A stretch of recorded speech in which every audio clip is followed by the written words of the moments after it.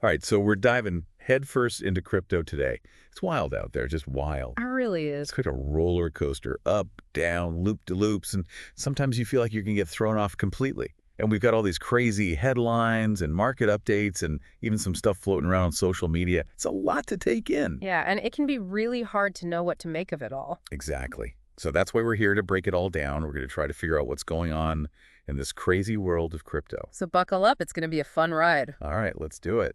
I was doing a bit of reading about Bitcoin the other day, always looking for ways to make those transfers smoother, maybe even cheaper. Right, right. And I came across this thing called Nomic BTC. Oh, yeah, Nomic BTC. Yeah, have you heard of this? Yeah, I've been keeping an eye on that. It's a What? pretty interesting development. It sounds pretty cool, this whole idea of bridging Bitcoin to osmosis. Yeah. It's all about making those transfers decentralized Right. and potentially getting rid of those pesky fees. Yeah. It sounds pretty good to me. But then, bam, you see news like what's happening in South Korea right now Right. with the president declaring martial law, Yeah. and people are talking about possible North Korean involvement. Yeah. It just makes you think, how can anything be stable with all this geopolitical stuff going on? It's definitely a reminder that the crypto world doesn't exist in some kind of bubble. No. What happens in the real world, like those events in South Korea, has a real impact on crypto. Like if things get really unstable, what happens to decentralized finance? It relies on, internet infrastructure. Oh, yeah. And what if that gets disrupted? Makes you think. It definitely does. It definitely does. And then you've got news like the Celsius founder, Alex Mashinsky, pleading guilty to fraud. That just makes you question everything, doesn't it? Yeah, no kidding. The whole Celsius situation, it was a huge blow to the crypto industry.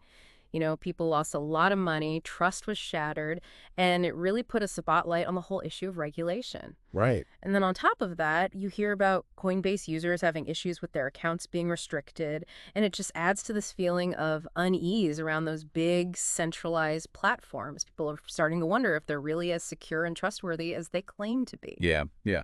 And then at the same time, you've got ETH hitting $4,000. Yeah. People are talking about alt season like it's just around the corner. So on one hand, you've got these crackdowns and security worries, and on the other hand, ETH's soaring. It's a lot to process. It really is, but I think the key is understanding what's really driving all of this. Like ETH hitting that $4,000 mark, that gets people excited. Yeah. Some folks might even feel like they missed out on Bitcoin, and that's where the whole alt season idea comes in. When Bitcoin's price stabilizes, investors start looking for other opportunities, maybe something with higher returns, and that's when those altcoins start to shine. That makes sense. And then throw in the fact that Tether, USDT, is minting billions of new coins. That's going to shake things up too, right? Absolutely. USDT, it's a stable coin, right? Right. Meaning it's supposed to hold a steady value linked to the US dollar. But when you suddenly pump billions of new USDT into the system, it can definitely create some volatility in the market.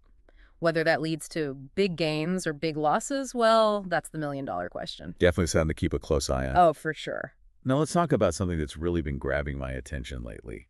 DeFi. This whole idea of decentralized finance. Yeah. It's really fascinating, this movement to build a financial system that's free from those traditional middlemen. And it seems to be gaining a lot of momentum. I was looking at PancakeSwap the other day. They're launching this new platform called Springboard on the BNB chain. It's a no-code platform that lets anyone create tokens. It's pretty incredible. They're making it so much easier for people to get involved in DeFi. It really is amazing. But then there's the other side of DeFi, the dark side. All those scams, especially rug pulls. Yeah, you've got to be careful out there. Like that HAK token that crashed and burned. Oh, yeah, that was a rough one. That's a perfect example of how things can go wrong. It makes you wonder, how can you avoid falling for those traps, especially when you're just starting out? It all boils down to doing your homework, do your research. Research. Exactly. Look for projects that have a solid team behind them. Are they transparent? Can you verify their identities? Do they have a clear plan for the future? And is there a real community engaging with the project? These are all good signs. And if something sounds too good to be true, well, it probably is. Words to live by in the crypto world. Now let's zoom out a bit and see how crypto is mixing with politics. I was reading about the Czech Republic making a bold move. They're eliminating capital gains tax on Bitcoin. Yeah, that's a pretty big deal. That could really attract more people to invest in Bitcoin over there. It's fascinating to see how different countries are approaching crypto regulations. Some are welcoming it with open arms, others are taking a more cautious approach. It's a global phenomenon, and the rules of the game are still being written. Exactly. And then you have political figures diving into the crypto pool, like Trump's former crypto czar, David Sachs, making some early investments in the DYDX platform. It's definitely a sign that crypto is going mainstream. It's not just for tech geeks anymore. Exactly. And when you have influential figures like that getting involved, it's bound to have an impact on how governments approach regulation in the future. Yeah, and then there's the whole issue of censorship. I saw that Roger Ver was censored while he was talking about the legal battles he's facing. Mm. It raises some big questions about free speech in this supposedly decentralized world of crypto. That's a complex issue for sure, and it cuts right to the core of what crypto is all about. What do you mean? It's about challenging those traditional power structures. When you have a technology that lets you communicate and transfer value without anyone being able to stop you, it's going to create some tension. Definitely makes you think.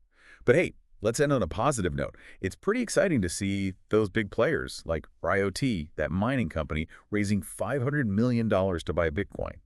And even Amazon shareholders are asking the company to add Bitcoin to its treasury. It seems like crypto is finally getting some serious respect. It really does. That growing interest from big institutions, it's a huge sign that crypto is becoming more mainstream. It's not just about speculation anymore, it's becoming a recognized asset class. And that, my friend, could really pave the way for mass adoption. Wow, so we've covered a lot today. From geopolitical earthquakes to regulatory headaches, from DeFi dreams to political power plays, and of course, the ever-present potential for both incredible wins and devastating losses. It's a wild ride out there in the crypto world, but hopefully this deep dive has given you some valuable insights. Just remember, stay informed, do your homework, and don't be afraid to ask questions. Who knows, maybe you'll be the one making headlines next. You never know. It could be you. That's it for us today. Thanks for joining us on this crazy crypto roller coaster. Until next time, stay curious. And stay informed. Yeah.